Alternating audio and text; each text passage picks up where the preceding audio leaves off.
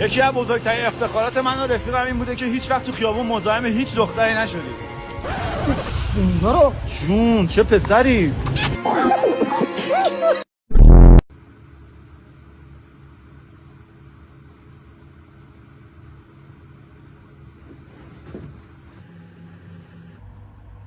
ای کوس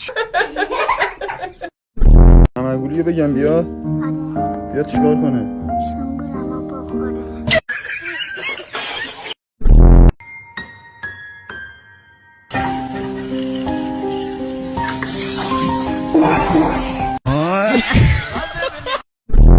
ببین رفیق دیگه نگران هیچی نباش، من برات پیداش کردم. روزی یه دونشو میندازی بالا قشنگ اوبتو استوب میکنه. اقال محسن، سلمان، احسان و محیط.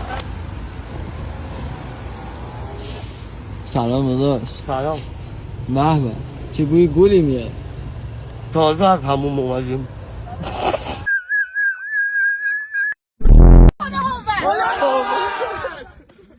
خدا